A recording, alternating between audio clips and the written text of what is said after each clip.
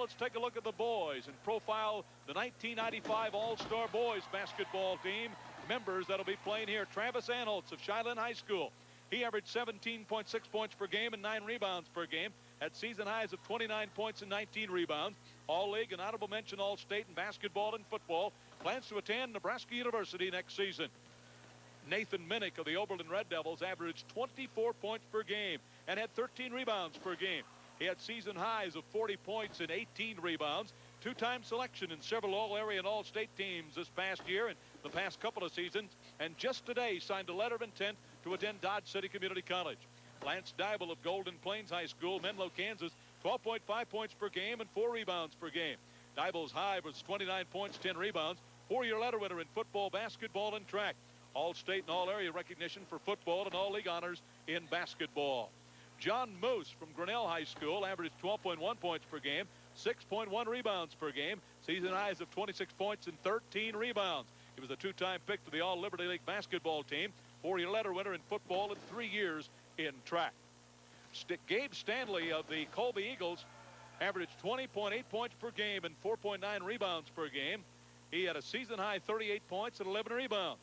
Stanley was a 3-time pick to the All-Northwest Kansas League basketball team, twice named All-State in basketball as well. Was named the most inspirational player in the Orange and Black Classic his sophomore year. Jeremy Lanig from Logan High School averaged 14 points a game and 4.9 rebounds. 34 points and 11 rebounds were his season highs. He was named to several All-Area and All-State basketball and football teams. He was also All-Cheyenne Conference in basketball. Jason Stride of the Colby Eagles averaged 9.9 points per game and averaged 2 rebounds per game. He had season highs of 19 points and 7 rebounds. He was named to the Hays City Shootout All-Academic team. His plans include attending Kansas State University next fall. Matt Osmeyer of Oberlin High School averaged 11 points per game and 5.8 rebounds per game. He had season highs of 23 points and 13 rebounds this past year. 3-time member of the All-Northwest Kansas League basketball team. All-State basketball team the past 2 seasons. All tournament honors, both Scott City and Oberlin Invitational tournaments. And Ryan Demmel of Oberlin High School averaged 17 points a game and 6 rebounds a game. 29 points and 11 rebounds were his season highs. 3-year letter winner in basketball. He was named to the all-tournament team at Oberlin High School during his high school career. Ben Kuhlman of the Oakley Plainsmen averaged 15.7 points per game and 6.5 rebounds. He had season highs of 32 points and 11 rebounds. For Ben Kuhlman, he was honorable mention in the Northwest Kansas League both his junior and senior years of high school basketball. Tinker Keck of the Goodland Cowboys averaged 11 points a game and 7 rebounds per game. He had season highs this past season, leading Goodland to the state basketball tournament, but were eliminated in the first round. He was a 2-time pick to the All-Northwest Kansas League basketball team, received All-League and All-State honors in football, and led the Cowboys to a runner-up spot his junior year. Here's Darren Bugby of Quinter High School, averaged 9 points per game and 2 rebounds. Season high of 15 points and 6 rebounds. Member of the Quinter team that placed third in the 2A state basketball tournament this past year and led the Bulldogs to a state championship in track last spring. Here's Scott Potacek of the Colby Eagles. He averaged 14.2 points per game and 5.6 rebounds. Season high of 24 points and 12 rebounds. All-league in both football and basketball. Potacek is scheduled to play in the Down Under Bowl later this summer in New Zealand. Here's Derek Wills of Wheatland High School, averaged 15.9 points per game and 2-point rebounds per game. Its season high of 28 points, 5 rebounds. Leading scorer for Wheatland the past 2 seasons. Plans to attend college and play basketball in college. Dexter Czar of Wheatland High School, he averaged 13.6 points a game and 7 rebounds. Season high of 23 points and 12 rebounds. Those were the numbers this past year for Dexter Czar. He was a 64% field goal shooter and a free throw shooter at 60% for his senior year. Travis Starnes of the Brewster Bulldogs is next. Travis averaged 17.8 points a game and 3 rebounds a game. 29 points and 8 rebounds were his season highs. He helped lead the Bulldogs to the 1A State Basketball Championship just a month ago. He earned all-area honors in both basketball and football the past 2 seasons for the Brewster Bulldogs. Tim Riemann of Phillipsburg High School averaged 12.4 points a game, 6 rebounds per game, at season high of 21 points and 12 rebounds. He was named Who's Who in sports and in athletics. That's Tim Riemann of Phillipsburg High School. Jeff Charbonneau from Phillipsburg High School. He averaged 17.8 points per game and 9 rebounds a game. He had a season high of 30 points and 13 rebounds. Field goal percentage was 49% for the year. Free throw 57. Received all league and all area honors and all state honors the past 2 years in basketball for Phillipsburg High School. Ty Nielsen of the Goodland Cowboys averaged 9 points per game and 5 rebounds. He had season high of 20 points and 12 rebounds. Was named to the all-tournament team, the topside tip-off as a junior for the Goodland Cowboys. Again, a member of that Goodland team that went to state in Class 4A this past season. And finally, Taylor Brooks from Quinter High School averaged 12.7 points per game and 5.7 rebounds per game. He had a season high of 22 points and 11 rebounds. He was a 4-time letter winner in both football and basketball at Quinter High School. The Quinter Bulldogs, again, Taylor Brooks, the senior there from Quinter High School. That's a look at our player profile here tonight between these basketball games. We're a few minutes away from the tip-off of tonight's boys basketball all-star game. We'll take a break and be back with that in just a moment. The word is out, and the Six Lakes directory is in. Now, you will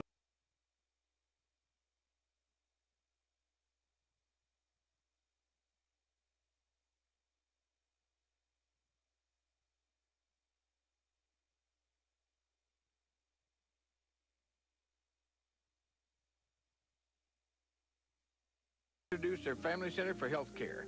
Meet advanced registered nurse practitioner Juanita Gates, another professional you can have faith in. New doctors in the Family Center are Dr. Eric Jacobson and Dr. Peter Burgos. These doctors are specializing in family medicine and are board certified by the American Board of Family Practice.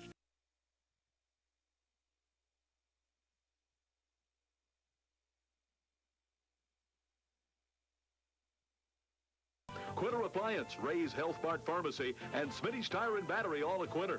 F&M Insurance, Colby Lumber, Starkey and Gates Attorney at Law, The Sports Shop, and Ramada Inn of Colby.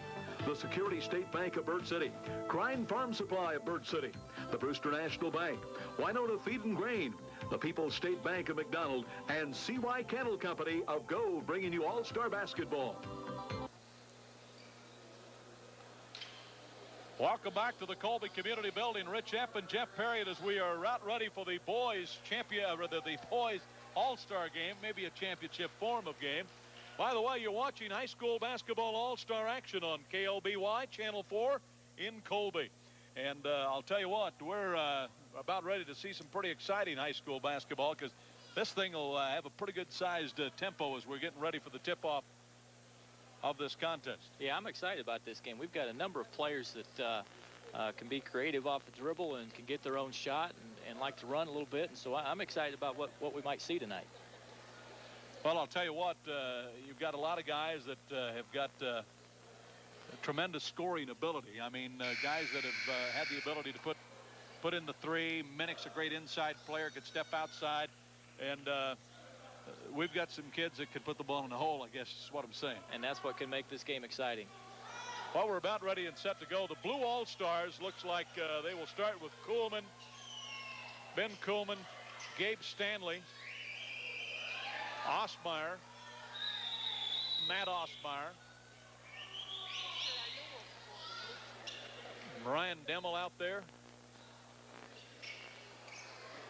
White All-Stars, we're going to see Ty Nielsen, Dexter Czar, Travis Starnes, member of that all-state championship team at Brewster. We'll catch some of the others as they go along. Ball in the air, controlled by neither team, but it looks like will belong to the Blue All-Stars. And Gabe Stanley thought he was going to key it in, but it comes in from Osmeyer. And Kuhlman with a shot off the glass is good. Nice job that time by Lenning, taking it off the dribble. Outside shot for Starnes is no good, but a battle for the boards on the inside. And I'll tell you what, they're not going to need the shot clock, I'm sure, in this game. No, I don't think we'll get close to using it. White All-Stars will have it 2-0. The Blue All-Stars have Starnes from 18 feet. No good. Had his foot on the line there. Out of bounds, too. The White All-Stars again. Inside, Nielsen fires it in. Nielsen was a pretty good solid player for those Goodland Cowboys, I can tell you. Yeah, Ty really came on towards the end of the season, was a key part of their getting the state tournament, I think. And up and down the floor as the Blue All-Stars don't get the conversion there. Lake knocked the ball away. Jeremy Lenning. Lenning is from Logan High School. Looks like he's a pretty physical guard. Starnes shot short. Rebound in the lane by Riemann, no good. High to get the rebound up and in. Good move. Underneath, follow job. Basket is good, and it's 4-2. The White All-Stars leading. Ball is deflected. Missing Coleman with the rebound. Lays it up, didn't get it, got his own rebound. Up again, no good. Nielsen with the rebound. Gabe Stanley fighting for the ball, and these teams are scrambling all over the place a little bit. Really playing hard early. That last basket, by the way, by Riemann. Interesting matchup with Starnes and Lenning, both very athletic players. This is Czar. Nielsen on a drive baseline. Oh, good move by Nielsen to the hole. Took that ball outside quite a ways. Yeah, nice first step getting by the defense, and the blue team doesn't give help to stop the drive. Osmeyer, I believe, gets whistled for the foul for the Blue All-Stars. Matt Osmeyer, 6'3", player for the Oberlin Red Devils this past season, had a good year. Yeah, really versatile player. Good passer, good shooter, does a lot of things really well. This is Riemann. Shot missing, but follow shot is good for the White All-Stars. White team very active right now on the offensive boards. I didn't see who got that tip in. No numbers on the front of the jersey, so it's kind of hard to tell if you don't know. And there's a turnover, and the White All-Stars come back with the ball. That was Czar who got that basket before. Riemann turnaround shot missing again. Osmeyer with a tip. Comes to Lenning. Fast-paced basketball. I think Starnes reached in with a foul. Nice move that time by Lenning. A little crossover gets him to the basket, and then they'll take it out of bounds, I think. Call it on the floor, not on the shot.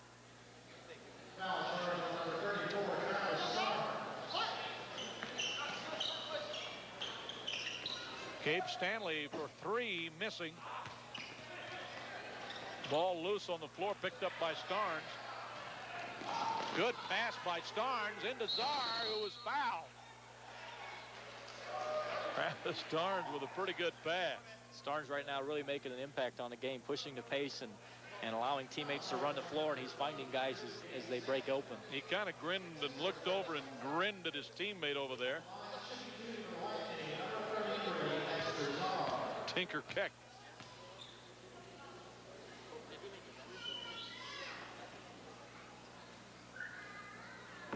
Czar's free throw good.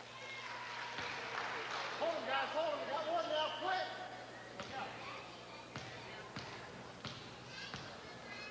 Dexter, by the way, from Wheatland High School. Bryce Hines is probably here tonight to watch his player participate in this contest. White All-Stars with a rebound. A little more active, like you said, Coach. Yeah, getting a lot of second shot opportunities, much like the first game that we saw. This is Gabe Stanley on a drive to the baseline into Osmeyer. Threw the ball a little, maybe overpassed it just a bit. Oh, Starnes down, whistle. Turnover gives the ball back to the Blue All-Stars. Lenning steps in front of the basketball that time and just got drilled.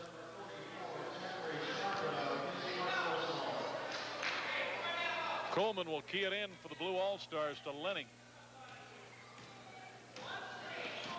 9-2 our score. Blue All-Stars need something started here. Follow shot, no good. Coleman again, a follow is no good. Tipped around, no good. Finally, the White All-Stars come away with it, but Lenning dishes it off to Osmeyer after he steals it. Goes into Coleman, who turns around and misses again. Gabe Stanley with the rebound. Blue team can't find the basket.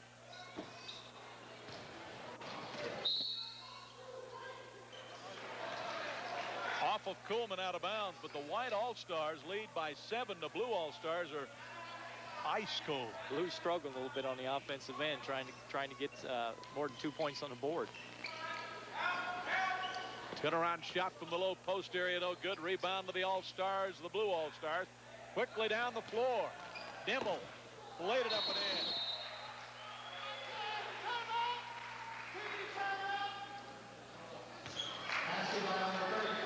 We're going to have a timeout on the floor. 9-4 the score. The blue All-Stars leading the white All-Stars. Back in a moment.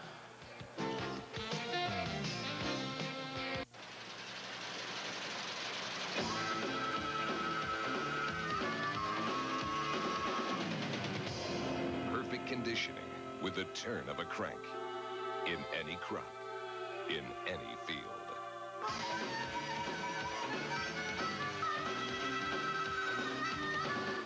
Everybody knows you can't beat New Holland in the hayfield.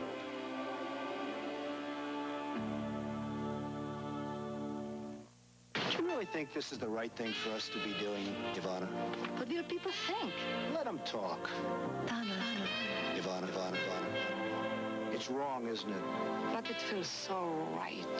Then it's a deal? Yes, we eat our pizza the wrong way. Crust first. Introducing stuffed crust pizza from Pizza Hut. With a ring of cheese baked into a totally new, thinner crust, you'll want to eat it the wrong way. Crust first. May I have the last slice? Actually, you're only entitled to half. Large, just $9.99. Tell them. 9-4 the score.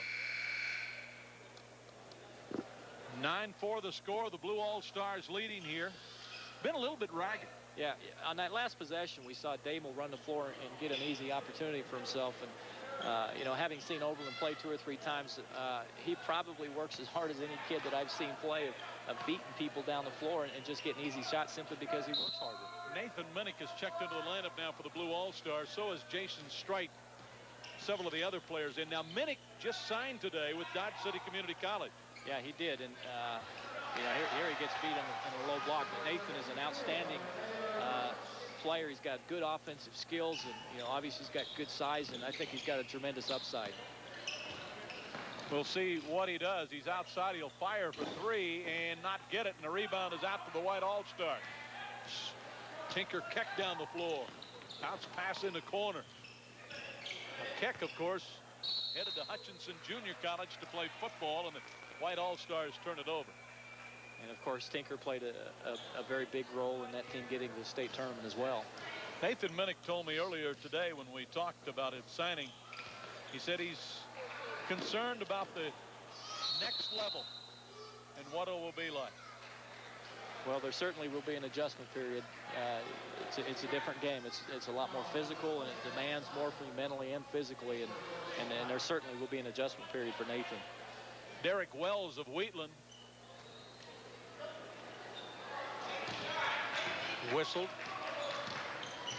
Keck with the ball, spins it far side. It's deflected but saved by the white All-Stars. Wells swings it to Keck. Blue team doing a nice job defensively. Jason Strite rips down the rebound, but Keck is about to take it away from him. But Jason battles after it. Strite retains possession of the loose ball. This is Dybel, Golden Plains High School. Baseline shot is good on the baseline. Nice move on the baseline. John Moose from Grinnell High School with that basket. Ball down low. Moose comes away with a loose ball. Here comes Dybel. Golden Plains product. Somebody you coached a year ago. Strite with the underneath scoop shot that time. Here comes Dybel. He intercepted the lob pass. And this is racehorse basketball if it ever was. Dybel will fire for 3. Short. Anholtz with a rebound. Anholtz, by the way, headed to Nebraska to play football. He's got a good body, that's for sure.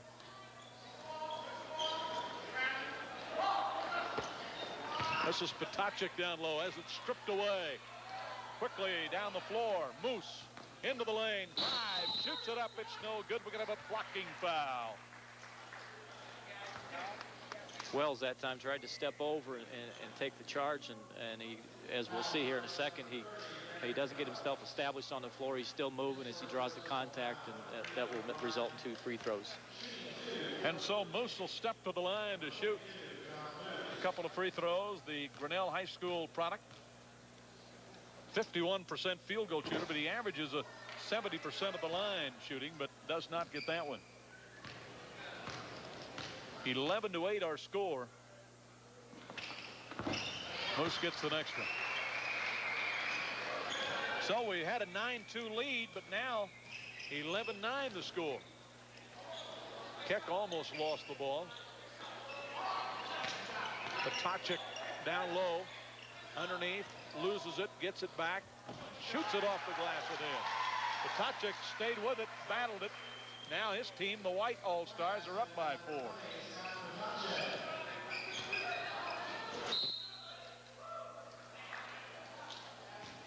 Ball will be out of bounds to the Blue All-Stars.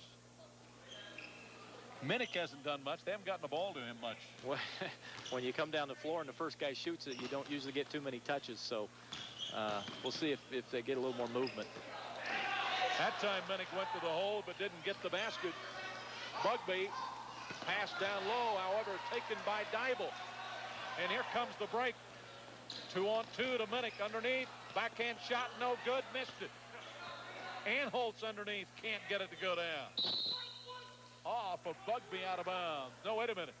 He called it blue ball, white ball.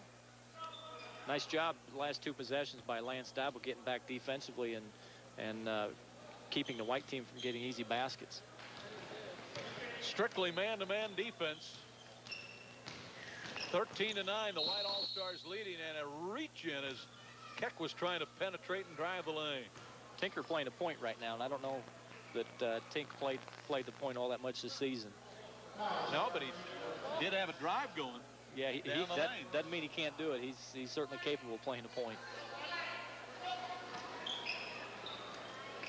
Tachek keys it in. Fake underneath, the shot no good, but Minnick fouled him. Nathan Minnick with a foul. Brooks will go to the line. Nice job by Brooks that time, showing the ball, drawing the defense up in the air, and then forcing the contact and getting to the foul. And here we see he gets it. He'll show the ball. Minnick's up in the air, and he draws the foul.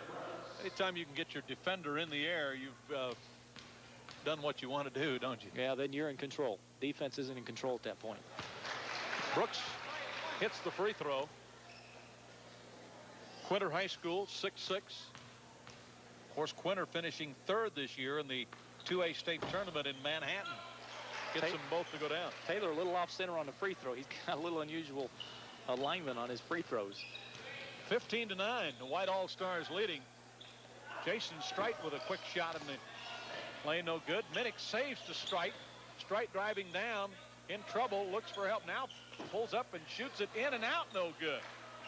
Strite couldn't get the shot to drop. Brooks, Wells in the corner. Tipped it, no good. Underneath, Keck wanted to shoot, but he is fouled on the baseline or not. No, they turnover. 3-second lane violation. Wells that time had a good look at the basket. I don't know that there's a better three-point shooter on the floor than Wells is from Wheatland. This is Moose to Dybel, who will fire for 3. Missing, no good. Wells gets the rebound. And so the White All-Stars, who are up by 6, and they threw it away. One interesting contrast that we're seeing here between the first game and the second game, whereas, you know, in that first game we saw the girls make an effort to get the ball inside and maybe make 2 or 3 passes. More perimeter play here. We're seeing a perimeter game with the second game here. That's certainly something the three-point line has done in the last 10 years, hasn't it? It certainly has. This is Strite, and he threw the ball right into the hand of the defender.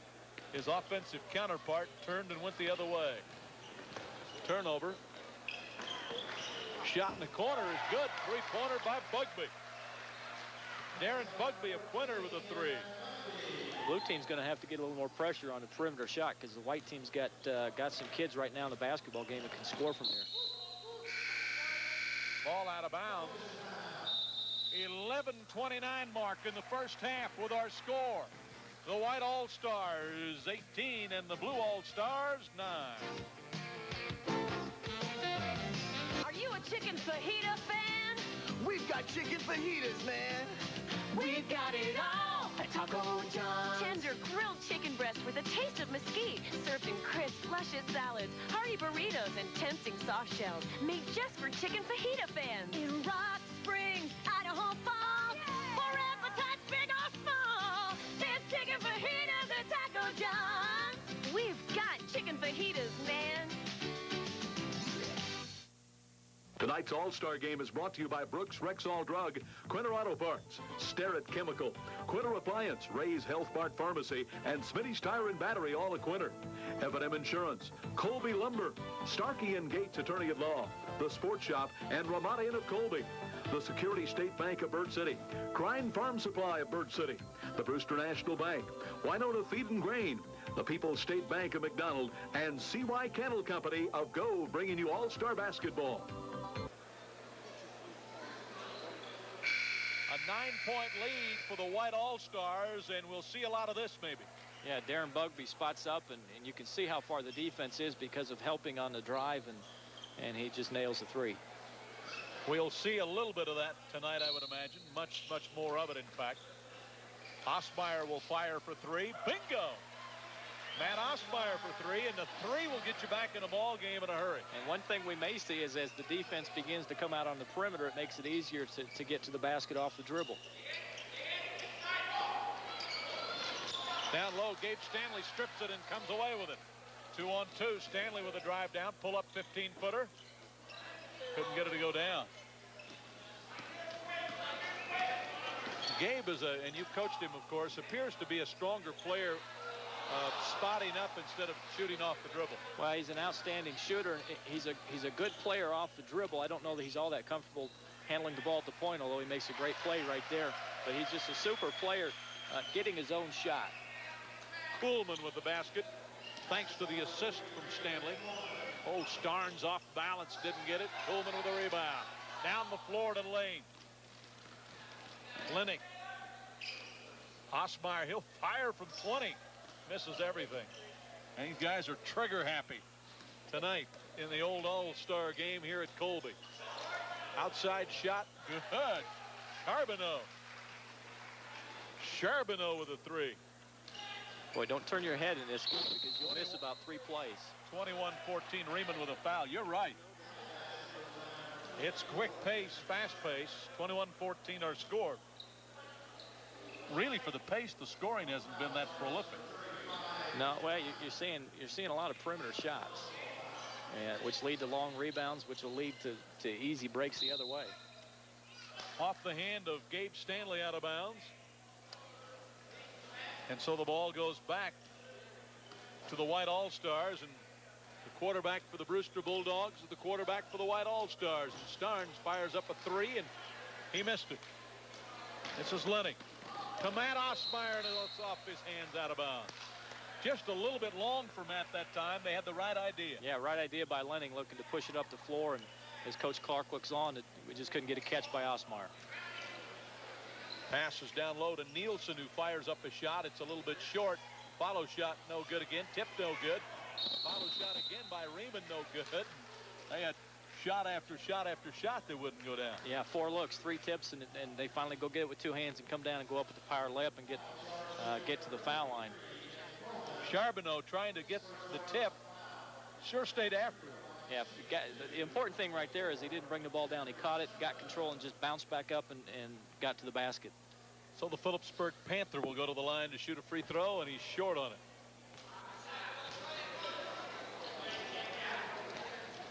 (21-14) our score. Next one by Charbonneau is good. 22-14. The white All-Stars up in this contest. Osmeyer tried to go down low, couldn't. Here comes the long pass to Gabe Stanley. Unfortunately, he got the wrong color jersey on. Wasn't to him, but he sure got it. Oh, there's a shot down low that wouldn't go down. Dimmel couldn't get it to go. Here comes Lenny. Driving down, lays it up, no good, and a foul by Starnes. Lenny was going to take the punishment that time no matter what. You know, I saw Jeremy as a sophomore win a sub-state, or at least contribute to the winning of a sub-state basketball game. Really a strong player, and despite his maybe lack of size, as he takes the ball hard to the basket. Really a heady player, a strong player. Had he shot there with the left hand, would he have had a better shot to make it? Well, you know, he goes strong. Anytime you get pressure, if you use your left hand, there's a tendency to lose control of the basketball. So if you get pressure, sometimes it's better just go up with a strong hand. 22-15. Cut the margin a little bit. Starnes driving, penetrating, bounce pass low. Underneath, good pass and a good basket. You better have your hands up when you're playing with Travis Starnes, because he'll find you. Charbonneau now with 6 in the game. Kuhlman looks inside. Gabe Stanley top of the key, but it won't go down. But Matt Osmeyer with a rebound. Lennick will look for help. Driving, but I think he carried the basketball. Game being called a little bit tighter than that first game was. Yes, it is. At the 8:45 mark, 24-15. And these teams really haven't warmed up too much either. Bounce pass to Nielsen, turn around, blocked away. That was a good defensive play by Kuhlman, who threw it away. Yeah, Kuhlman comes over on a help. I don't think that Nielsen was his assignment, and he comes down to help and gets the block. Freeman will key it inbounds for the White All-Stars. Right in front of the stage area here in Colby. Community building. This is Starnes outside. Oh, he'll fire a three by Charbonneau. No good. Stanley high to clear the boards. Long pass to Matt Osmeyer. So high, in fact, that it hit the backboard. Starnes behind the back. Driving down, pulls up, hit it. That is what he can do. Super job at taking the ball off the break, stopping on a dime, and getting under control and getting to the basket. Shot no good down the floor by the Blue All-Stars, and Travis Starnes losing the ball. Lennox got it.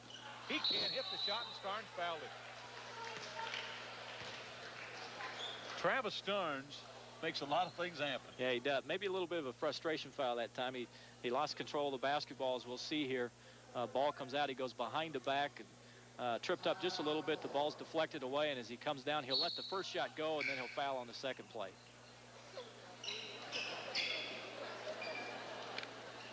Actually kind of got him on the rebound. Timeout on the floor. 7:57 mark in the first half. 26-15 the White All-Stars. Back in a moment. And Citizens Medical Center of Colby is pleased to announce the addition of a new family medicine service. CMC wishes to introduce their Family Center for Health Care. Meet advanced registered nurse practitioner Juanita Gates, another professional you can have faith in. New doctors in the Family Center are Dr. Eric Jacobson and Dr. Peter Burgos. These doctors are specializing in family medicine and are board certified by the American Board of Family Practice. Because CMC believes good health is priceless, they present Dr. Jacobson and Dr. Burgos for their exceptional professional dedication. The People's State Bank in Rexford and Colby believes strongly in old-fashioned banking. Whether your deposit is large or small, you want it to keep growing and growing and growing. And at the People's State Bank, that's just what happens. Your deposit stays here, and it's used to help local people. And you can be sure your deposit will keep growing and growing and growing at the People's State Bank. So don't hide your money in a rabbit hole.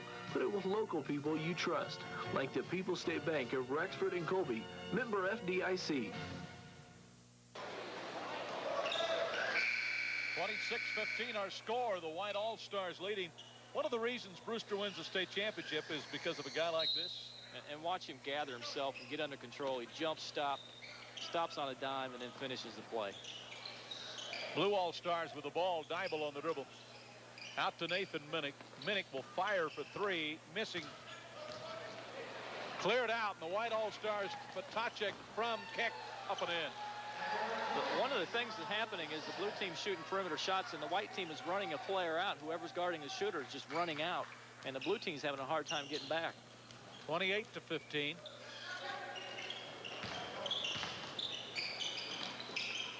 Strite. Moose. Again, now it comes to Minnick. Threw the ball away. Tried to go down low to Anholtz.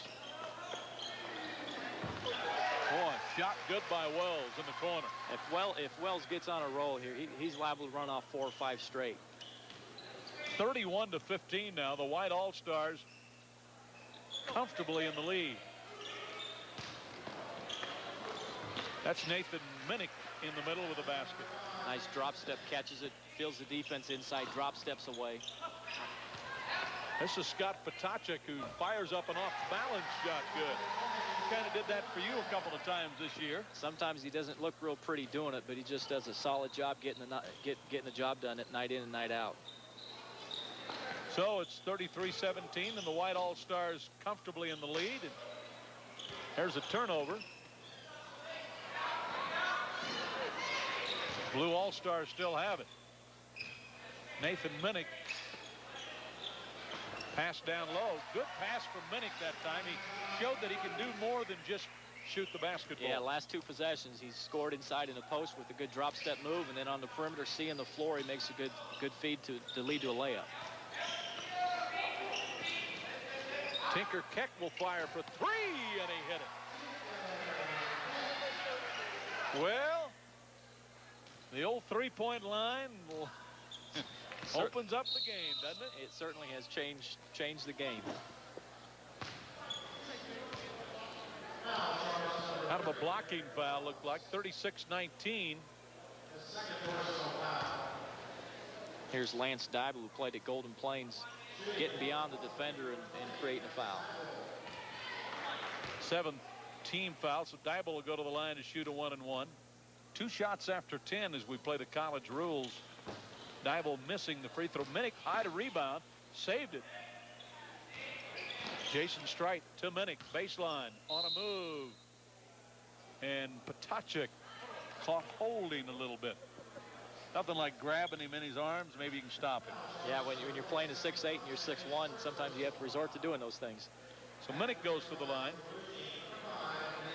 Nathan Minnick, 58% free throw shooter.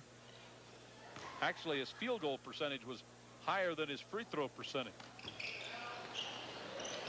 Ball loose on the floor, taken by Bugby. Oh, great fake dish off, blocked away by Anholtz, I believe, and a foul. I'll tell you what, Anholtz got up a little bit. Might have pinned it on the glass that time. Yes, he did pin it on the glass. I think if we can get the replay on it, I don't know. And the white team does a really good job. Here's the look. Keck goes up, and he just pins it right on the bottom corner of the backboard. Then he comes back on the pump fake and draws the foul. I don't remember what that felt like when I did that. No comment. Brooks misses the free throw. I thought you would have a comment. Turnaround shot by Anholtz is a little bit short, but he is fouled by Potacek. Travis kind of turns to Scott Potacek, who drew the foul, and said, "No, you didn't get me. That was no foul." Anholtz will step to the line, known more for his football playing than maybe basketball, but still yet a good basketball player for Shiloh. Yeah, he had a high game of 29 this year, so he's got the ability to fill it up. Misses that free throw, and the Blue All-Stars have missed a lot of chances at the line. Speaking of that super bonus, Rich, next year in high school, they've adopted a rule change which will allow high school teams to shoot 2 shots at the 10th foul. You like it? Not really. I think it takes away from pressure on a shooter at the end of a game, but at the same time, it keeps teams from simply fouling at the end of the game. Minnick trying to corral the rebound, finally does. It's an out to Dybel. 5 minutes left in the first half of a ball game that has seen the White All-Stars pretty well dominate. Strike with a move driving to the hole, but Keck fouled him, I think. Jason was trying to do a little spin move that time. And I'll tell you, he's got the ability to do that. He's sneaky. He doesn't look like maybe he's all that quick, but here he takes the ball to the right, drop step with the spin dribble, and gets beyond the defense and draws a foul. Strike to the line. He misses a free throw. Jason during the season was one of the better free throw shooters in the league. 70% for the season. Missed that one, but gets the next one. 16-point White All-Star lead. Drive down, the ball knocked away, it's out of bounds. Stripped away, went right off his leg out of bounds. And so the Blue All-Stars with a chance to whittle away at the lead, but they got a lot of whittling to do. It'll take more than a little shot here and a little shot there.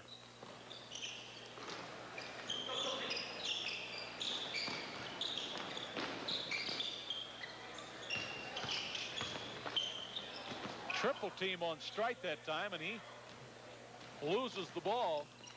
So the White All-Stars again with a chance to convert on the other end, as the Blue All-Stars really didn't get back very well. If there's one thing that they have not done in the first half, it's exactly that, getting back. The white team has continually been able to get easy baskets simply by getting and beating the defense back. There's a shot on the left side, good by Anholtz. I'm impressed with this Anholtz. He's shown an ability to score, and we've seen him defend.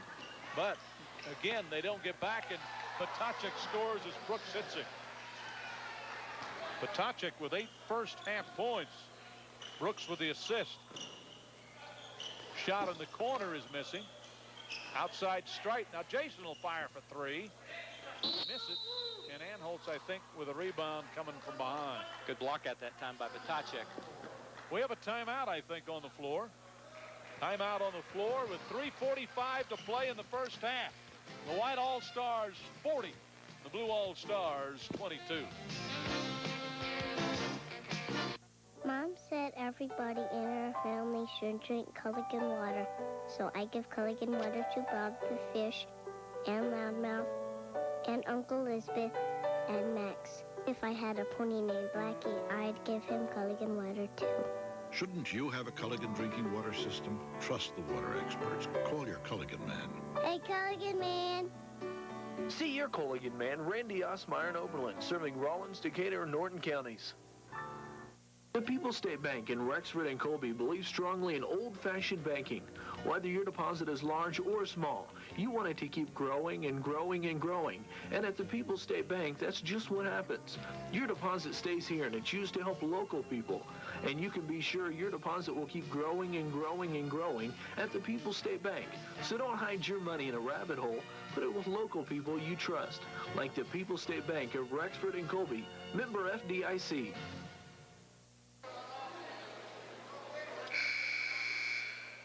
40-22 our score with 3:45 left, and Potacek will go to the line. He just got fouled before the timeout. He'll step to the line to shoot a free throw.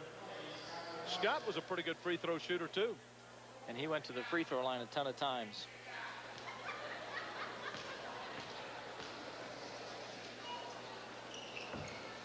But he won't hit that one. And so the Blue All-Stars with the ball. Lenny outside to Gabe Stanley, who has really not gotten untracked. Shot, kind of threw it up there with a little baby hook. Long pass. This is Ty Nielsen. Blue team did a little better job getting back, didn't they? Yeah, they did. They're learning their lesson a little bit. When you continually get beat, you tend to learn quickly.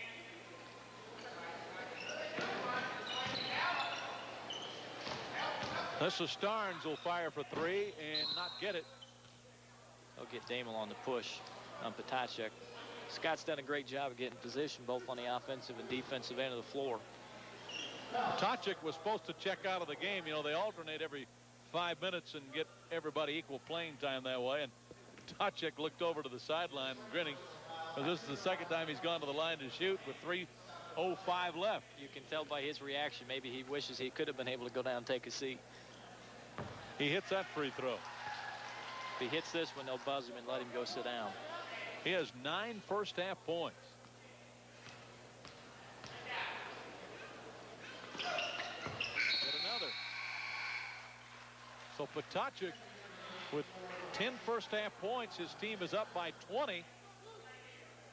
He'll have a cup of water, and the blue team will try to whittle its way back into the game or wiggle its way back into the game. See maybe. if we hit Lenny coming off the double screen here. Nice job by Starnes getting through the screen. They still get a 3. Lenny with a 3. They needed that.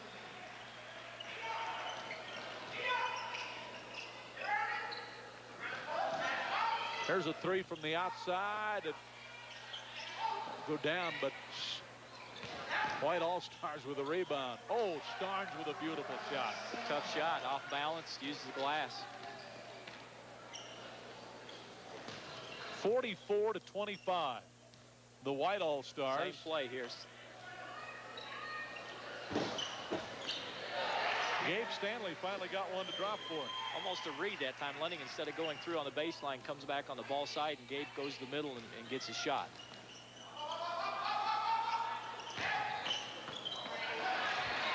Blocked away underneath by Dimmel. This was Lenning. Oh, he lost the handle on the spin.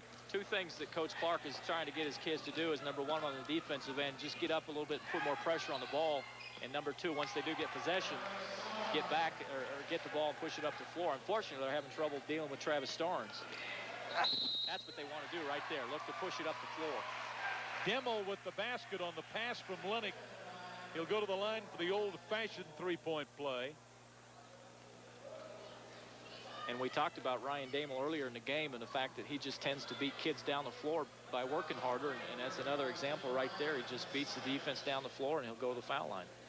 He averaged 17 points a game this year. And That's Matt right. Osmeyer. That's right. It's a two-point White play. All-Stars were looking, I think they thought there was a two-shot foul, and Osmeyer put it up and in. That's exactly what happened. Nielsen gets the high offensive rebound, and he lost it. Lennox says it's out of bounds to the blue. Officials are going to talk about it. Clark is over there trying to wave the official to say it's the blue basketball. Clark's way down on it near the baseline. He doesn't get the call. They'll call it a tight possession, jump it up, and it'll stay on this end of the floor. He can walk further than you do when you coach. When you coach, Yeah. you have to stay over there in that little box, but he's down there in the corner. A little frustrating. He gets a little better view of the floor than we can get in a high school game. Nielsen misses the shot on the inbounds pass, but they threw it away.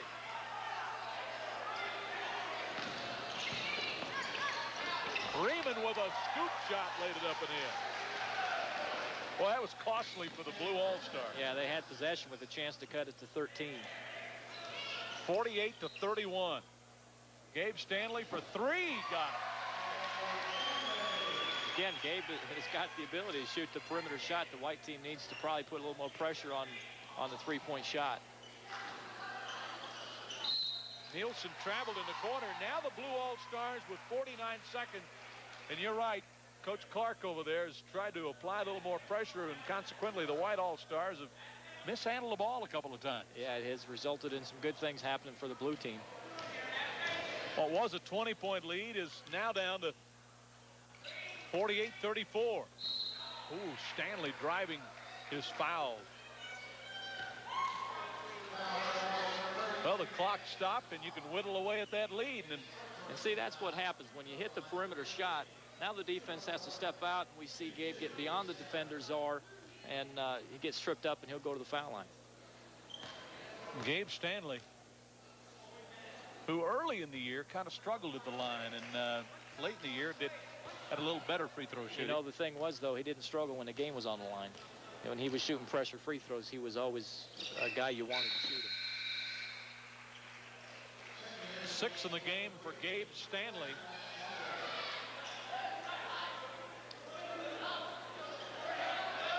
White team needs to get another guard down the floor here. Gabe Stanley checked out, but he's going to check right back in. As, Coach Clark wanted to tell him something. What would he have talked to him about? Well, I think he just doesn't want to give him a foul here.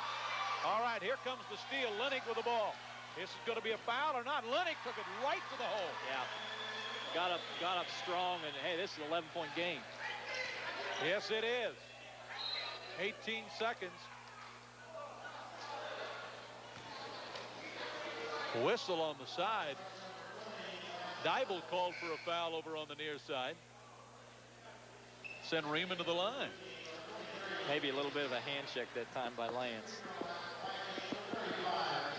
Dybel checks out and Stanley back in, but what has been a 20-point lead is cut to 11. Riemann 61 at the line percent hits it. And the blue team has really increased the tempo to the point where early in the game the white team was getting easy opportunities. Now the blue team is getting those same shots. And they've done a better job getting back defensively. We're going to visit with Colby Community College women's basketball coach and athletic director Jason Nuss. Oh, and lest I forget, also sports information director. Gabe Stanley loses the ball. Underneath, great pass to Kuhlman. Outstanding pass by Stanley. Leaves his feet to shoot the shot, and he sees the open player. Halftime is here at the Colby Community Building with a score. The white All-Stars 50 and the blue All-Stars 39. We'll be back in a moment. As soon as that Feist book came out, our phone started ringing. I always get good local business from the Feist. I believe in large ads. It gets your attention. We have an 800 number here at the travel agency. With our Feist ad, we get calls from all over. We were in their first phone book. I know that. We use a Feist in our business because it gives us a broad area to work from, and since we're a regional business, it works real well. Feist directory. Yeah, these guys use too many elbows. Tired of filling up your own gas tank? Need to check the oil and tires? Where can you get this done? Try the High Plains Co-op service station. You'll find them courteous with full service at the pump to take care of your car needs. If you need a new battery or the tires are worn down, just stop by the Co-op and let them put your vehicle in top working order. You'll find the quality products and service at the High Plains Co-op. Whether it's an oil change or servicing your vehicle, the Co-op service station provides full service. The High Plains Co-op, your farmland products distributor. O-U-S. Contagious. Correct. Demita, your word is equanimity. What? Equanimity. E-Q-U. A, come on, A. A-N-I-M. Another M. You need another M. I-Q-I. Oh. That is correct. Equanimity. I knew she could do it.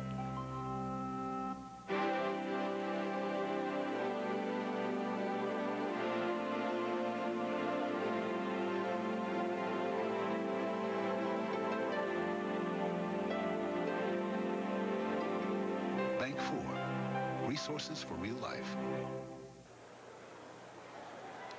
Welcome back to the Colby Community Building. We're at halftime with the boys All-Star game and the white All-Stars leading 50-39. We're joined at halftime by the winning girls coach of the All-Star game just preceding this, Jason Nuss, who happens to be the girls coach here at Colby Community College. Jason, your thoughts on that game earlier tonight? Well, we were really concerned going in when Sherry Miller showed up, and we knew that she couldn't play because I really thought the white team had a much better inside game. But Jody Mader, Kendra Osmeyer, Amy Sheik, those three really stepped up and did a good job inside for us.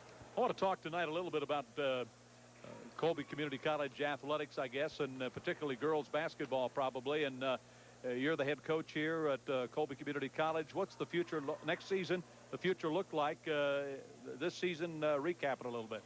Well, this past season, I thought we played fairly well. We got out to a decent start, and then Tawny Schlesner got hurt, missed 8 games, and we went 1-7 without Tawny. After she came back after Christmas, we played much better. I thought we were a very competitive team the second semester, and I thought really building for the future. And we're excited about next year. We have 4 players returning, a good nucleus. Our starting point guard is back, starting shooting guard's back, and 2 players that played quite a bit for us, both inside and outside. So we've got about 7 spots that we need to fill, and we were able to sign 3 people today, and hopefully we'll have 4 more sign with us over the weekend. So we feel like we get a good start on recruiting. There's still a couple others that we need to finalize on, and we'll work hard on that in the next 10 days. Some people have said, what is the future, and what are your thoughts about getting more girls from Northwest Kansas to play for Colby Community College. And I know you try that, and it's you want to get as many as you can. What's the challenge there? Well, I think there's a lot of young people have the opportunity to go away from home, and they look at that advantage. We try to convince them it's good to play at home, and just like tonight when we have 16 Northwest Kansas players here playing in the All-Star game, we have a great crowd. We would like to do that, Rich. We would very much like to recruit the best players out of Northwest Kansas. However, this area is known for outstanding high school basketball, and a lot of the other community colleges hit this area very hard. We're going to keep plugging away. We feel that there's several players still in the area that we would like to sign this year, and that's still going to be our main recruiting base. Unfortunately, if we have 2 or 3 people turn us down, then we have to look out of state and try to recruit in that area. 2 other questions I have, or 2 other issues. One is the men's basketball coaching position. Jim Morris resigned, of course. You're looking for a new head basketball coach. Where's that process at? Right now, we're in the final analysis of our applications. We have scheduled 2 interviews, and we hope to schedule 2 or 3 more here in the next, actually tomorrow and Monday. I think we've gone a little bit slower than we had anticipated, and now with the Easter holiday next weekend, it's really going to limit what we can do. And because of our president's schedule, he'll be gone much of next week, and we won't get the interviews completed until the following week. But we hope within 2 weeks that we'll have a new men's coach in place at Colby, and we feel very happy with the pool of candidates that we have, and I think we're going to hire an outstanding individual. The other question I have, rumors abound that Colby Community College is going to be joining the Jayhawk Conference. Can you tell us about that? Right now, Rich, we have been asked to join the Jayhawk Conference. It's kind of a domino theory. 2 years ago, Labette County made the commitment to go to the Jayhawk Conference. I would expect within the next 3 weeks, Highland Community College is going to announce that they are officially applying. That leaves us with very few options, Rich. We have felt for the longest time that being a member of the conference would not be to the best of our advantage. At this point, it might be the best option for us available. There's still some things that we would need to work out institutionally in order for us to be competitive within the Jayhawk Conference. It's a great conference. We still feel that Region 6 is an outstanding region in basketball, and even though we're an independent member of that, that we get a lot of recognition. Certainly there are some advantages of joining the conference. We've got a few things that we have to study. We have very little time, and in order to be eligible to play in the conference in the I don't know what year this is. I think 96-97 season, we would have to make a commitment within the next 6 weeks. So during that time period, we have some studies that we have to complete and make an analysis of what's best for Colby Community College. In a nutshell, is it not true if you join with the Hutchinsons and the others coming in that it would probably help your gate? I think it would help our gate. There's a lot of things to be worked out, and one thing is that if we join, if Cloud County joins, if Highland joins, then you're looking at the very real possibility of realignment within the Jayhawk Conference. And some of those schools in the central part of the state, the Hutchinsons, the Butler counties, and Barton counties, may be placed in the central division, and if that's the case, we wouldn't necessarily play them home and home each year. But those are a lot of things to be worked out down the road, and certainly we would love to have the Hutchinsons and the Barton counties and Butler counties play us home and home from the viewpoint of the gate.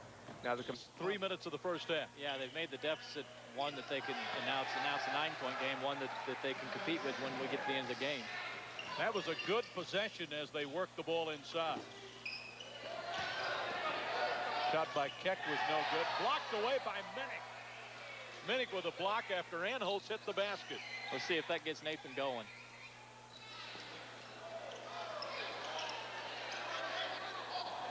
Ball is loose on the floor.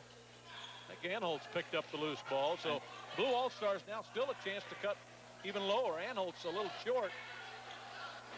Spatacek put a little defense on him.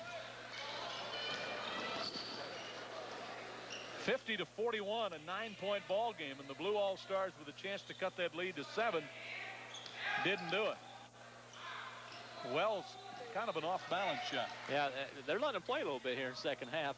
A little different than maybe the first half. Stride had a chance to go on a drive and didn't. This is Minnick wanting to penetrate. Inside move. Good move by Minnick. He just didn't get it to go down. And that's a good move by Nathan. And that's the thing that excites people who come watch him play in terms of college people, because they know that he's got that kind of ability You know, inside 6'8", he's very, very mobile and can shoot the perimeter shot. Potacek down low. Shot blocked. But a foul is called on Dybel, I believe. Yeah, Lance can't get a break. The end of the first half, he had a call maybe he didn't feel like he deserved, and the same thing happened here. There's your first half scoring. Kuhlman, Lenning, and Stanley with 6 for the Blue All-Stars. Osmeyer Moose with 5. Anholtz had 4 in the first half. Potacek had 10 first half points, and he misses another free throw. 2 out of 4 in the game.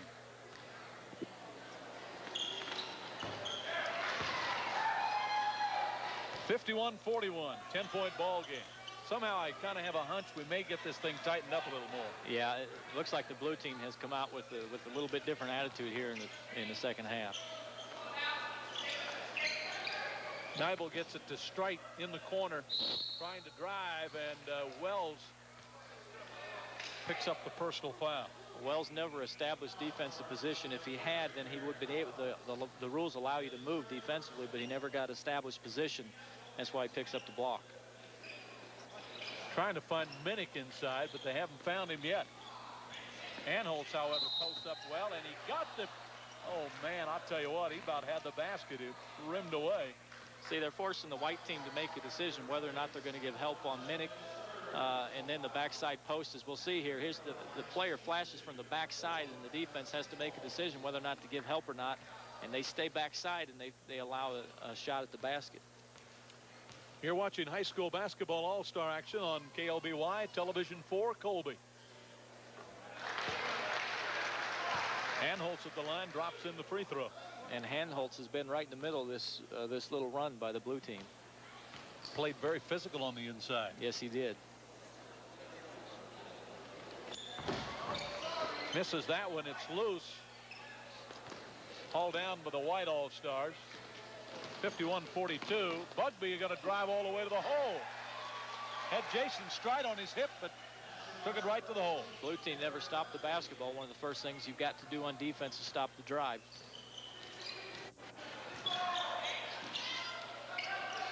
Aaron Dybel with the ball. Baseline shot, good. Impressive play by Anholtz again, pulling up. Anholtz has 9 in the ball game. Nice help by Anholtz on a screen. Tinker Keck with his second 3 of the game. Both teams come out of the locker room for the second half, lighten it up. 56-44, and all of a sudden, what was a 9-point ball game is back up to a 12-point game. Anholtz again, baseline shot, good again by Anholtz. It's the white all-stars against Anholtz in the second half. Anholtz has come to play in the second half, doing a super job. He has 11 in the game. There's Jim Stanley and Margaret Stanley, the parents of Gabe Stanley, who's a member of the blue team. Minnick on a drive. Didn't finish that drive. Had it going.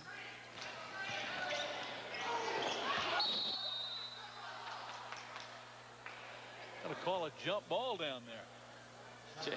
Jason kind of felt like maybe he got more than a touch on the foul, but they call it jump ball.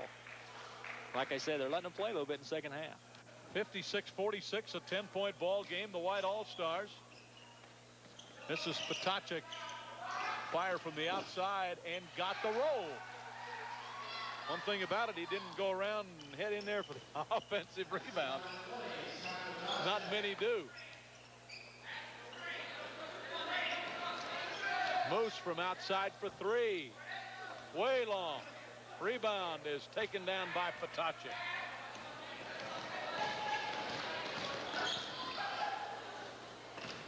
Potacek to Keck in the corner for his third 3 of the game. It's no good. And again, you see Scott Potacek getting good position on the rebound, and he forces the defense to go over the top. Boy, he sure does, doesn't he? Here we see Scott inside. He steps inside the defense, maintains the position, and the defense has to go over the top to get a piece of the ball. Minnick with a rebound quickly to Strite. This is Anholtz with the ball. Threw it right into the passing lane.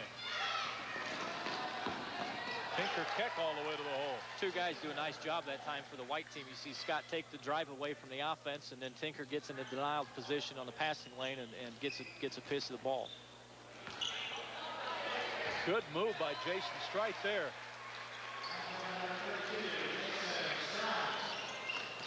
Third point of the game for Jason, but it's a 12-point ball game.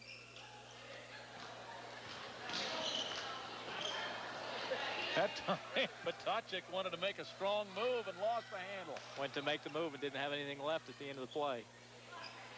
Dybel for three. Aaron Dybel's had a struggle in the first half, but he got that one to go down. Or Lance Dybel. Basket good there. Boy, they're just no defense. Back and forth. You know, Lance is a super point guard, I think. You know, a super shooter, good distributor. As Minnick gets the long-range bomb. Minnick goes outside and fires it in. Oh, my. I'll tell you what. Back and forth as Bugby drops it home. 64-54. Teams are firing it up. Lance Dybel for a three that time. Now we've got new players in the game. This is Gabe Stanley. He thought about putting up a three, and Nielsen takes it away from him. This is Charbonneau. Gabe did a good job on defense. Yeah, he got back and forced a tough shot. Oh, good pass from Stanley to Diemel, and he dropped it home. That's twice tonight we've seen Gabe go to the basket, and an open teammate breaks, and he'll see him and make a great play. 5-point ball game. What had been a 20-point contest. Oh, my. Gabe pounded him from behind. I think had Gabe not swatted at the ball, he might have been able to get away with that play, but he volleyball spiked it. Here we see the post feed, and Gabe comes down to help down from underneath, and he volleyball spikes it from behind. Whack-a-whack.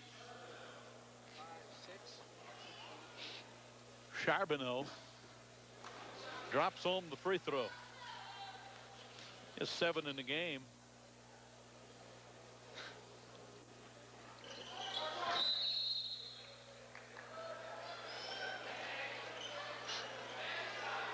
Just a little short.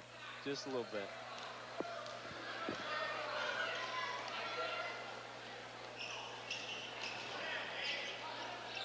Gabe on the baseline.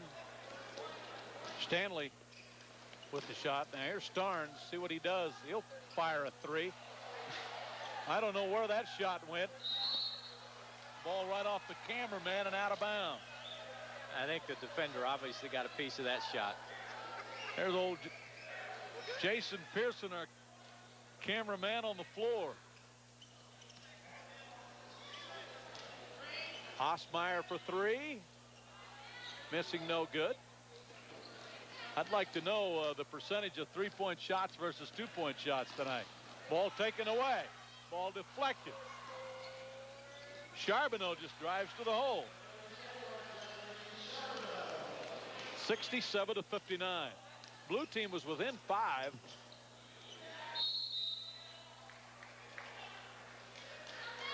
Osmeyer.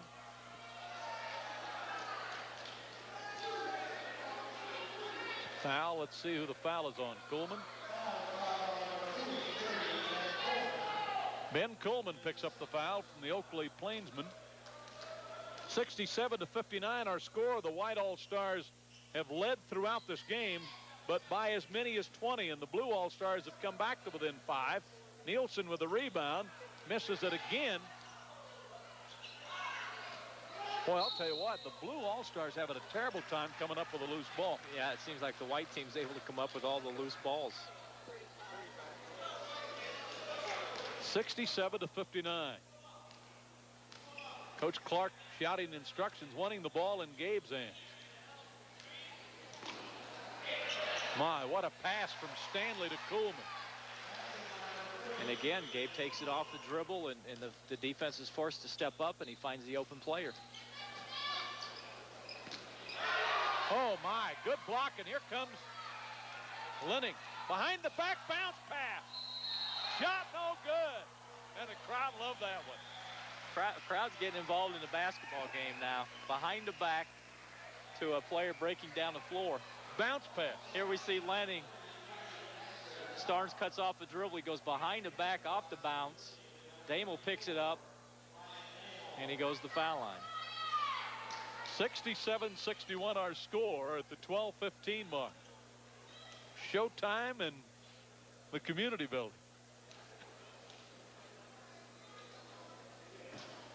Damel misses the free throw. He's 0 for 2 at the line.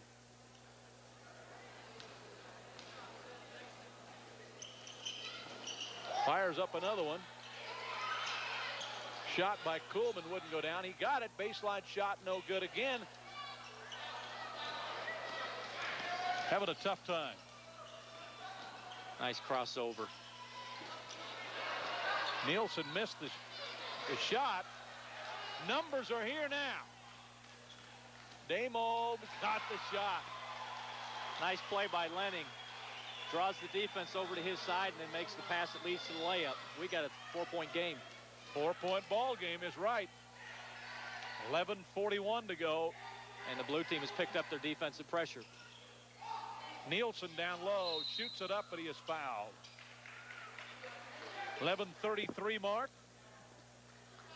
We got a TV timeout coming up here after these free throws if he makes them.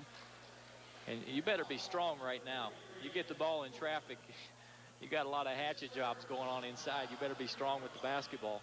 Is the advantage still white team, even though they've been ahead only down by 4, or the blue team definitely back in the ball game? I think the blue team has gained a little momentum. They've got the crowd involved in the game. Their kids are up off the bench, and you know, things look really good for the blue team.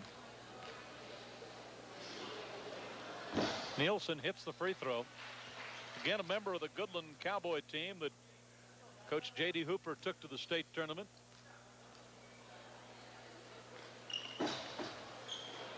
Of the player. Yeah, watch this left pivot foot here. Nice job. Drop step right there. Avoids the pass and hangs on to the camera. Yes, sir.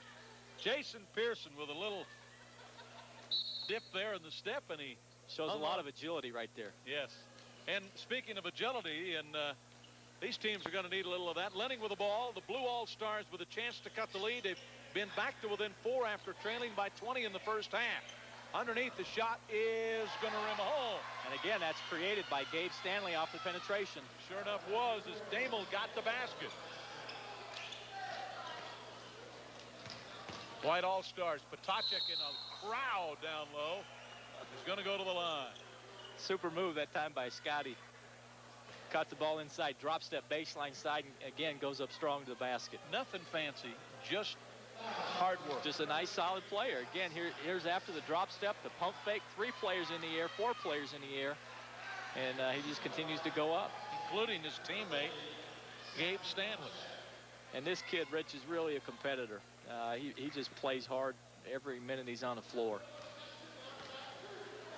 Potacek to the line to shoot a pair.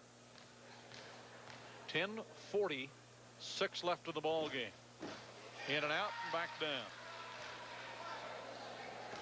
14 in the game for Potacek. 15. 70-65, and I believe he is the high leading scorer in the game. Dybel on a drive down. Wells picked up the foul. The white team is really struggling right now guarding the blue team off the dribble. We've seen Stanley 3 or 4 times take the ball to the basket, and now we see Dybel take the ball to the basket, and the white team has been unable to guard the basketball.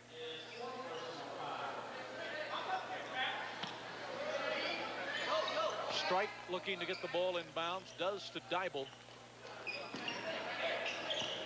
Strike will fire from 3, and I don't think he hit anything. Maybe he might have hit the very lip of the iron up there.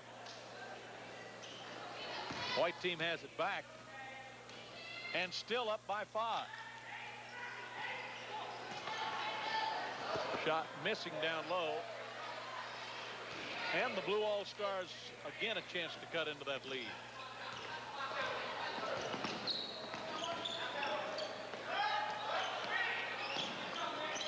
This is Minnick. He might fire from 3. Missing. Great hustle. Nice job by Moose that time, throwing it off the other team. I don't know that in the context of normal basketball, you'd want Minnick firing up that three, but in an all-star game, probably, huh? Well, he certainly showed the ability during the season to hit that three-point shot. Strike with the ball outside. Back to Minnick. Nibel. Coleman, I think, or rather checker. That's Anholtz. Boy, what can you say about Anholtz? He has been after every rebound and has hit some big shots for the blue team and got them right back in the basketball game. Well, I can see why the Huskers might want him. For football, he's physical. Staying right after it, Scott Potacek maybe didn't agree with the call, but Anholtz is on the line to shoot two. Hits the free throw. That was Potacek's 4th foul of the game. 6 again is the number that will send you to the sidelines.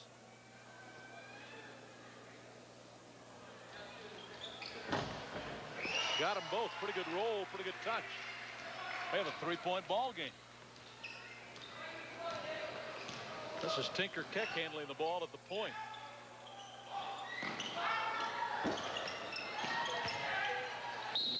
Keck with an offensive rebound, but Anholtz fouls him. Yeah, Tinker may be the most athletic player on the floor on either team. Got good size, just a real athletic body. Solid basketball player, solid football player, just a great athlete. Great long jumper. Yeah, track. I mean, it just does a lot of things. Drops it home. Tinker Keck with his 9th point of the game.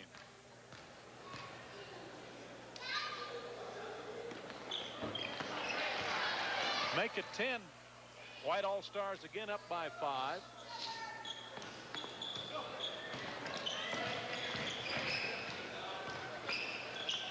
Good defense shutting down Dibel's penetration. Jason Strite kind of changed his shot. Layup on the fast break. White team's made a nice little run here. The blue team had cut it to 3 or 4, and now they've extended that lead back to 7. Moose from outside doesn't get it, but Anholtz with another offensive rebound. Down low, the rebound. Potacek. Dish off, no good. Wonder what the call will be here. Dibel is back on the floor. And we got an offensive foul. Potacek taking the ball to the basket. Lance steps over. Might have been moving just a little bit, but he'll get the call. Maybe a little justice there. Lance probably feels like he didn't get the other two, and he got that one. Well, every kid feels good about taking the charge, doesn't he? Even if he earned it or not. That's right. And even coaches feel good about it. Coaches probably like it a little more than the players. Players aren't usually real thrilled about taking charges. 74-67 at the 8:48 mark. The Blue All-Stars across the timeline. Dibel. Anholtz turns underneath. Fake shot knocked away.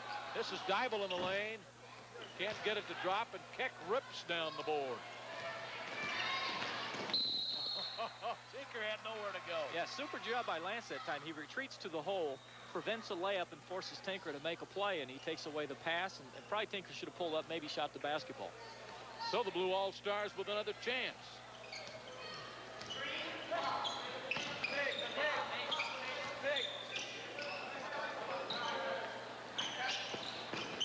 This is Moose. Turnaround shot is good. Tough shot. Moose got a tough shot to go down. 5th point of the game. Back down to a 5-point ball game. Good post-up move. White team seems to be getting easy baskets, while the blue team seems to be working for everything that they're getting.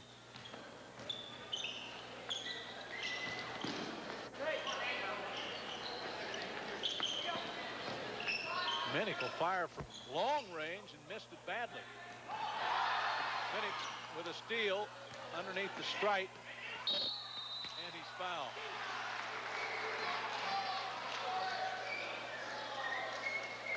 A little sloppy the last moment or two, but Keck picks up the foul, and Jason put about a triple head fake on it. Yeah, loose ball here is going to be picked up by the blue team. Here we see Strite with the 2 ball fakes and Tinker down low on a foul. Strite will go to the line to shoot.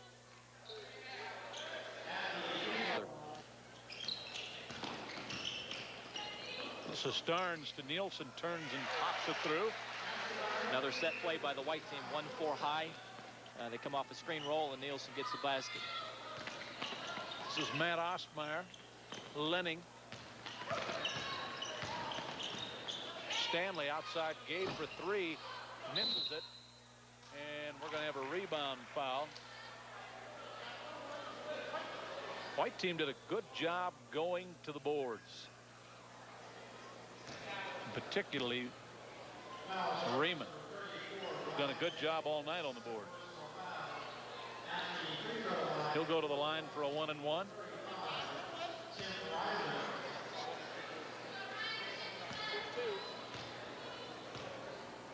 Think you'd like to keep this lead under 10 going into the final 5 minutes.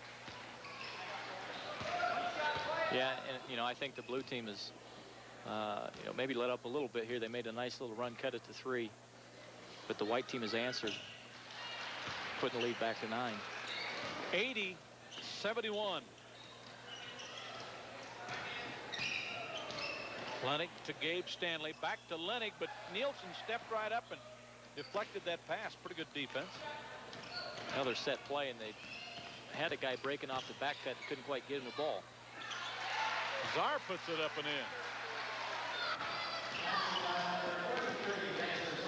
That's his first basket of the game, and it's an 11-point lead for the White All-Stars.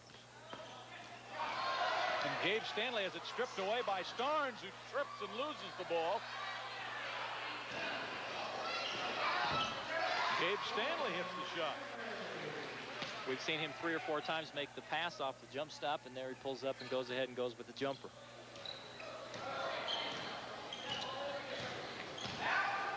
Starnes pull-up shot, no good. Ball is loose on the floor, and Riemann runs it down in the corner. Another loose ball picked up by the white team. This is Starnes.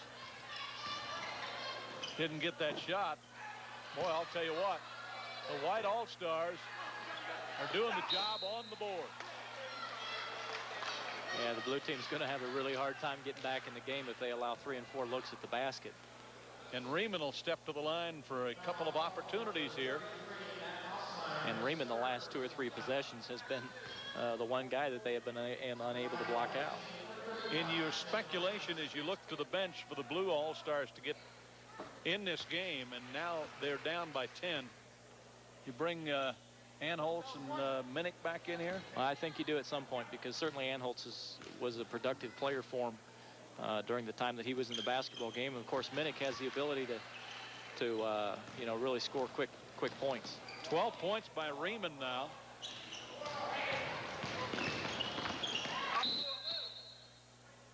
Lennick really drives to the hole hard, doesn't he? Yeah, he's so strong that he doesn't allow you to push him outside the perimeter, and he just goes strong to the basket. Kuhlman to Stanley, now to Lennick. Here we see him posting up strong. But the rebound by Charbonneau, and the White All-Stars up by 11, could go up by 13.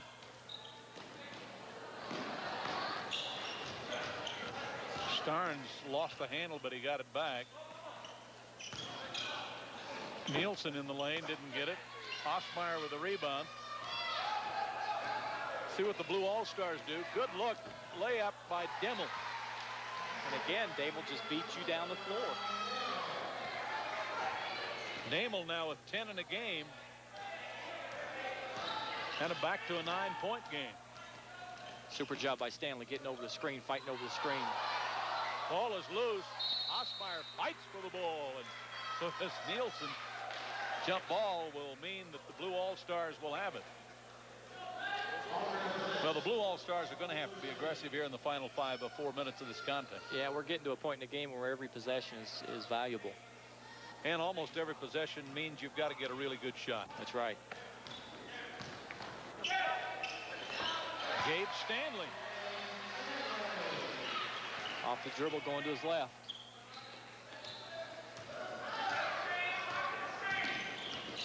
Good step out by Damel.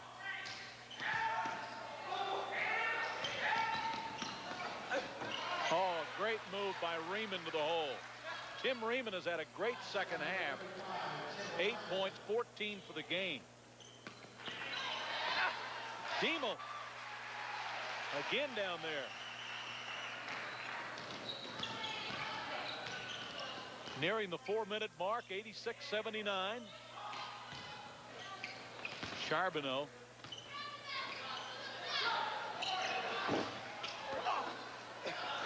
Tell you what, those offensive rebounds by Riemann have been critical, haven't they? Yeah, he has really been a hoss inside. Very difficult to handle for the blue team.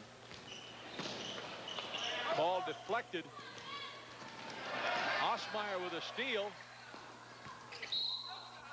Coleman tried to fire it up off balance, but I think we're going to have a 1-and-1 coming up. 3.5 minutes left. Here we see the drive, and Starnes reaches in. They call him for the foul. The only good thing that could have happened there is if he'd have made the basket.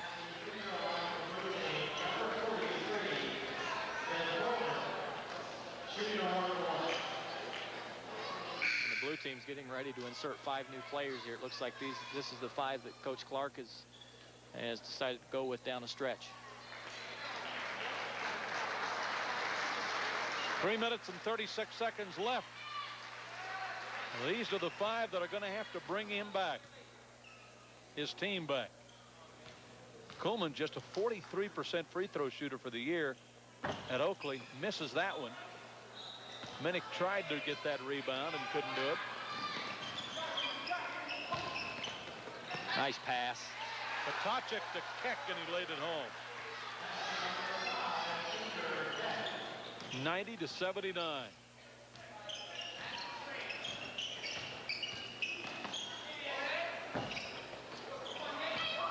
Rebound taken down by the White All-Stars.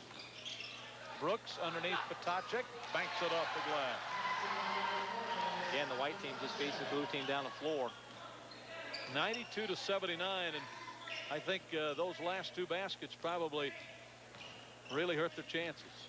Yeah, and Potacek's really hurting the blue. Here he is again. Coleman laid it up and in. Yeah, Potacek's really done a super job for the start trap and trying to create some turnovers. Potacek will go to the line to shoot. Unfortunately, that's the 10th team foul, so they'll be shooting 2 instead of a bonus. 19 points in the game, I think, for Potacek, unofficially. 5 out of 7. Potacek at the free throw line. 5 free throws tonight. 5 out of 8. Shot on the way, good. 19 big ones, probably the MVP, or at least in consideration for it. It sure looks like that at this point. Really played well. Got the next one, 96-83. Gabe Stanley with the drive. Shot is going to be short, but Gabe Stanley follows his own shot, misses the shot. Rebound pulled out of there by the White All-Stars to Keck. Super pass. Layup good. Super feed by Tinker that time. Didn't put it on the floor. Saw a man breaking the basket and hit him, and he didn't have to put it on the floor. Super pass. Well executed. Gabe Stanley out to strike. Fakes. Fires up a 3. Won't go down. Ball loose on the floor, but controlled by the White All-Stars at the 120 mark. Potacek feeds it out to Keck. White All-Stars want to run a little clock here. Yeah, I think, you know, the shot clock's at 24 right now. I think that's the closest it's been to 0 the entire night. Bugby, by the way, with 12 in this game. 98-83 our score, and Wells will go to the line. Now, Wells from Wheatland, 3 points, 1-3 in the game. Yeah, like we mentioned earlier, this kid has got the ability to really shoot the basketball. 71% free throw shooter on the year. 1:11 left. Shot up and in.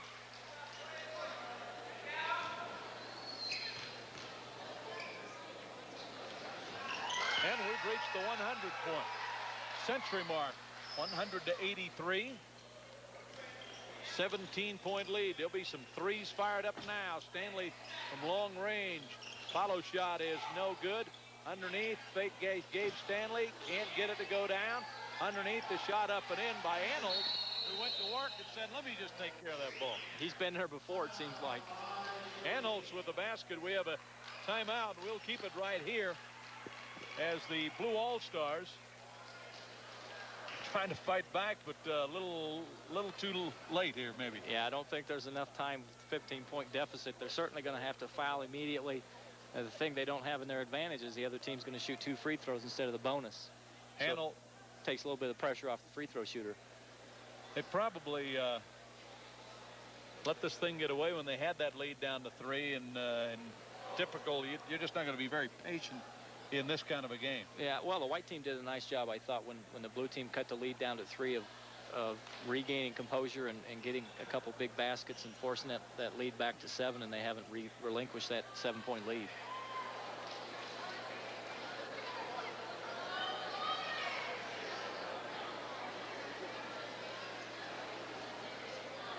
White All-Stars listening to their coach there. Not much to talk about now with 56 seconds left in a 15-point lead. I mean, unless you can get a steal. And, well, I don't know. I haven't seen it, but would there be about a 10-point shot? I think what we're going to see here by the white team is they're going to see if they can get somebody breaking down the floor. They're going to throw it deep. Let's see if that's what happens. Kind of line up in that 1-4. It's kind of become a favorite of a lot of people, hasn't it? Good denial that time by the Blue All-Stars. Wells was breaking down the floor. The blue team, Lenning, does a pretty good job of staying with it. Again, he breaks deep. And they've got him. Oh, they're going to call a blocking foul, or are they going to call offensive foul? They're going to call the offensive foul. And Lenning did the only thing he could do is, you know, hope that step in front and hopefully get a charge and get possession of the ball back. Here it is. White team taking the ball down the sideline, and Lenning's got a guy breaking underneath the basket, but he steps up and takes a charge. And so Lenning will go to the line with the clock stopped at 54 seconds. Go to the line to shoot a couple.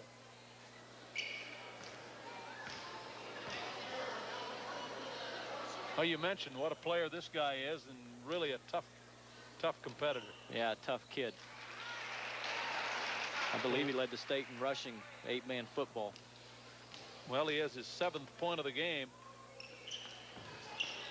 Missing that one. Arnold's tried to get the rebound, could not. Clears it out. Down the floor they come. Oh, and deflected by Moose for Grinnell, out of bounds. 47 seconds. See, you've got the white team knowing that the blue team is really extending the defense, and you got a lot of guys going to the basket for easy opportunities. Inbounds to Bugby. White team not in any big hurry to take a shot, and Wells is fouled. And so we step to the line here. 186 our score. And it would be anything short of a miracle now, wouldn't it? I would think so. Not a lot of 14, 15-point plays that coaches can draw up. In 42 seconds. 101-86. Minnick to Stanley to Lennick. Gable fire a long-range 3 and hit it. 13 points. 3-point basket. 101-89 with 33 seconds left. Blue team over. If you're coaching the blue team now, what would your analogy be here? Well, again, deny and try to get the steal. Yeah, you're looking to get a steal early, try and, you know, reach and slap and maybe get away with something and get a loose ball. And if that doesn't work, then you immediately foul. You got 33 seconds on the clock. You can't allow them to take time off the clock. Yeah, you got to almost foul within a second. Or maybe even before the ball's inbounded, just send them to the line and see if they'll hit it. Well, I think the thing that takes away, though, is the opportunity to maybe get a steal. But they certainly will look to, if they get possession of the ball, they're going to look maybe to get a quick 2 or look for the 3 and then maybe get another timeout. see if they can milk this thing a little bit. We'll see what the Blue All-Stars do as they set the defense. Keck gets the ball inbound. Steele on the floor. Minnick to Lennox. Shot good, and Potacek gets his 6th foul of the game with 25 seconds to play.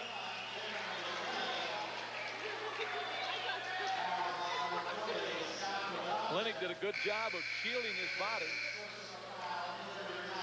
Yeah, here we get a look at it. Lenning off the turnover. Potacek comes along and gets a pretty good piece of Lenning. Lenning strong, getting the ball to the basket. And that's Potacek's 6th foul. So, and in the 6-foul rule, Potacek fouls out of the game. And that's one thing about Scott. Scott very rarely gets cheap fouls. He earns them. Raymond checks in. You don't lose anything on the boards by bringing Raymond in the game, I can tell you. No, you don't. 101-91. Shot missing. It is out of bounds. Let's see what the call will be. Possession arrow's going white if they can't come to a decision here. Going to be White. They're going to ball give it to the out of white team. bounds. White All-Stars will have it. Moose checks back in, and Jason Strite sits down. This with 24 seconds left. Tinker Keck with the ball and a foul by Lenning. Keck will go to the line for a couple. Keck and Starnes kind of talk it over. Maybe kind of trying to figure out where they're heading after the game. You know, looking back, Rich, it's really been a pretty well played game for considering the fact that these kids haven't had a chance to play together all that much. Haven't had an inordinate number of turnovers. Hadn't been all too sloppy. We've seen some good plays by both teams. Hadn't been a lot of defense played, but both teams have looked to push it up the floor, and we've seen some pretty good basketball. Minnick with a rebound. Clears out to Lennox. Now we're down under 20 seconds. Lennox loses the ball, gets it right back. He fires off an off-balance three and almost hit it. Minnick tried to go for the rebound basket underneath, and Minnick gets a foul. With 6 seconds left in the game, Riemann, who replaced Potacek. Good effort by Minnick that time. Here would be the shot. See the shot by Lenning. Ball's going to come off, and here's Minnick coming from over the top. Can't get the tip. And Riemann, as I said, you ain't gonna lose anything with him coming in the ball game. No, you're not. A tough kid. Really done a nice job for the white team. Hits a free throw.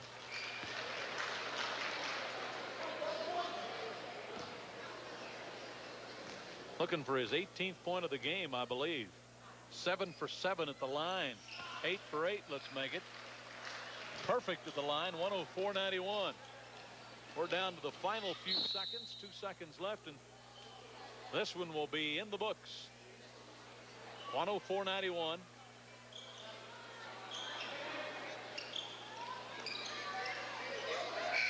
Stanley from half court, no good, and that's the final score. 104-91. The White All-Stars have knocked off the Blue All-Stars as these All-Stars shake one another's hands, and their high school basketball careers are over, except I think Nathan Minnick is going to play in the Boot Hill Classic coming up next Saturday. We'll be back to visit with the MVP of tonight's basketball game. Talk about it. We'll do it right after these messages. Galen Heinrich of Heinrich Feeds Incorporated in Grainfield, your Purina dealer. At Heinrich Feeds, we have a personal interest and stake in your cow-calf business. We earned our reputation by providing quality feeds and management programs. Contact us at Heinrich Feeds of Grainfield. Your Case IH dealer in Grainfield is Keller Motor and Implement. If you're looking for the dependable Case IH early riser planter, contact Keller's. Also see them for Case IH tractors or combines. Sales, parts, and service, you can get it all at Keller Motor and Implement in Grainfield. And Citizens Medical Center of Colby is pleased to announce the addition of a new family medicine service. CMC wishes to introduce their Family Center for Health Care. Meet advanced registered nurse practitioner Juanita Gates, another professional you can have faith in. New doctors in the Family Center are Dr. Eric Jacobson and Dr. Peter Burgos. These doctors are specializing in family medicine and are board certified by the American Board of Family Practice. Because CMC believes good health is priceless, they present Dr. Jacobson and Dr. Burgos for their exceptional professional dedication. Go West! Out here, we have an appetite for adventure. Go West! And once you've tasted it, there's no turning back. Go West! It's the Southwestern thing, and it's only at Arby's. Our new wild Southwestern sauce and real chicken makes our new chicken finger Santa Fe combo something special. With curly fries and a drink, it's just $2.49. Go West! When we say it's better out here, this is what we mean. Arby's new chicken fingers combo, just $2.49. Anybody's got a state championship on his. That's a lot better. Back at Colby Community College, our final score 104-91 as we have the White All-Stars winning, and we have the All-Stars MVP with us right here, Travis Starnes of the Brewster Bulldogs. Congratulations. Thank you. Thank you. What was this like playing in an All-Star game with a lot of kids you haven't really played with? In fact, you're the only Brewster players, or you are playing with everybody that you're not really familiar with. Yeah, that was something we had to adjust to. We had one practice, but you know, that ain't enough to get used to the players, but, you know, those are all great players I'm playing with, and that just makes it that much easier. Do you have any particular thought about your role when you came out here and started? And what do you see your role as being? Mainly, dish the ball, you know, I just get it to the other players, and whenever I have a shot, I take it. But tonight, I just wanted to let everybody else score, and I guess they counted my assist. That's why I got it. I don't know. I know you know the guy standing right next to you, Coach Jeff Perry, and of course you played against him when he coached at Golden Plains. Coach, any questions? Yeah, Trav, you know, you guys won a state championship, you know, several weeks ago.